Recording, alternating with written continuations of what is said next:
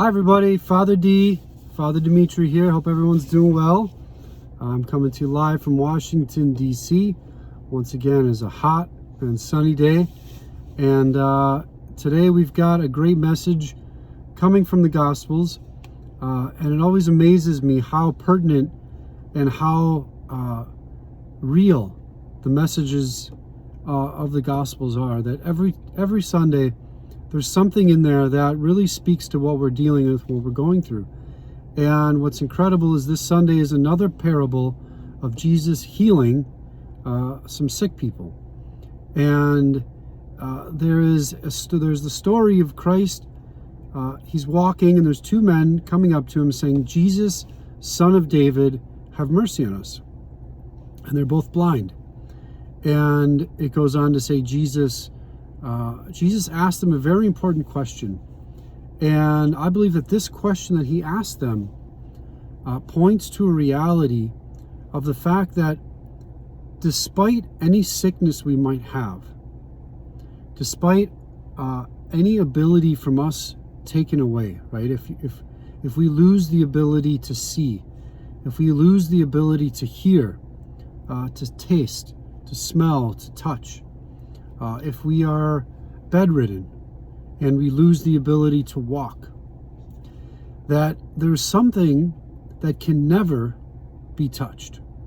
There's something that can never be lost. There's something that can never be broken and can never be lost in sickness. And the question Christ asks these blind men is, do you believe that I can heal you? Do you believe that I have the power to be able to do what you're asking me to do? And he asks that question before he does anything. And we see this over and over again when Christ is approached by people. He wants to get a sense of where are they at first before he does anything. And it's like this inner key, this hidden mysterious key which unlocks the lock. And that inner key is the recipient's ability to believe, the recipient's ability to have faith, to show mercy, right? Christ said, "I deserve mercy, not sacrifice." And so he's looking to see what is the attitude and the intent of this person that I'm about to work this miracle for. Not every case, but many cases. And so by Christ asking, "Do you believe?" he's pointing to the reality that there's a choice that we have to make.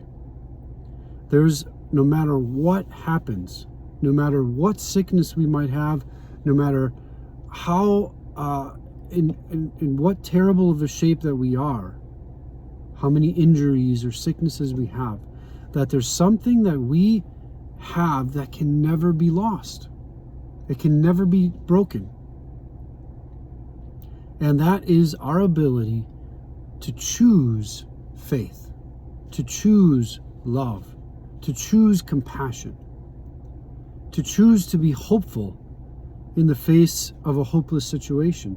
That ability to choose, to consciously change your attitude and change your mind, can never, ever be taken away. And this was made the most clear from the writing and from the great author Viktor Frankl. He was an Austrian doctor who survived the Holocaust. He was in concentration camps. And he details, you should check out his writing, he details the incredible suffering that they went through. Seeing mankind being stripped to absolute nothingness. Everything was taken away from these prisoners.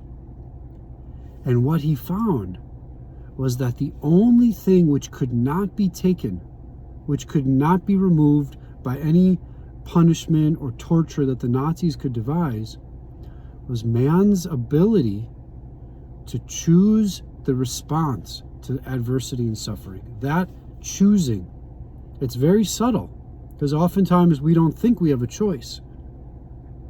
But in the face of the worst possible human suffering that the world has seen, possibly at the hands of the Nazis in the concentration camps. Mankind, humans have the innate ability that despite all of that suffering, we can choose. We can choose goodness. We can choose to have an attitude of faith, of hope, and of love. And so what this says for us, what this means for you and me, is that no matter what we're suffering from, no matter the dire circumstances surrounding us, right? Now it seems like everyone's talking about the resurgence of COVID and seeing numbers climbing, and everyone's wearing masks, and this feeling of fear and of panic, right, is again kind of setting in. But if we know and if we recognize that, okay, I might get sick. Chances are I will get sick, right? If it's a flu, we're all going to get it at some point. But even if we get sick, even worst case scenario, we're laid up in a hospital bed and we can't move. Does that stop you from feeling love? Does that prevent you from feeling compassion for another person, for feeling hopeful, for feeling a faith and a connection towards God? I don't think so. The only thing that can take that away is your ability to forget that we are under the illusion that we lose that power. But it's an illusion.